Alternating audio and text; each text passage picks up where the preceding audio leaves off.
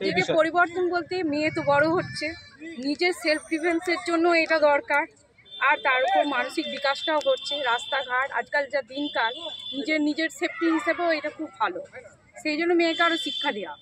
এখন তো অধিক বিষয়টাকে সামনে রেখে কি বলবেন আপনার বাচ্চাকে এত সুন্দর একটা শিক্ষা দিচ্ছেন? মোবাইলের ভালো দিকও আছে, খারাপ দিকও আছে, কিন্তু আমার মনে হয় মোবাইলটা কম দেখে, মানে মোবাইলটা যতটুকু প্রয়োজন ততটুকু যদি ব্যবহার করা হয় ততটাই ভালো।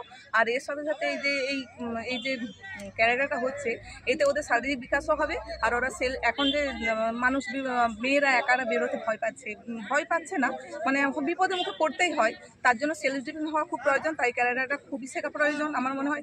আর স্যার যে আমাদের এখানে এসেছেন, স্যারকে অনেক অনেক ধন্যবাদ। আমাদের তরফ থেকে স্যার আসা আমাদের খুব ভালো হয়েছে। এখন তো পরীক্ষা চলছে, কি দেখলেন এই পরীক্ষার টোটাল ফর্মটা কি দেখলেন, কি বলবেন? কতটা আগিয়েছে? তেমন কিছু নেই, তবে ঠিকঠাক আছে। কারণ হলো এখন যে আমাদের পরিস্থিতি, আমাদের যে সমাজ যা চলে এসেছে বা যুগটা যেভাবে চলছে, মানে ছেলেদের তুলনা থেকে তো মেয়েদের বেশি হলো মানে সেফটির জন্য এই জিনিসটা, মানে ক্যারাটেটা শেখাটা খুবই দরকার।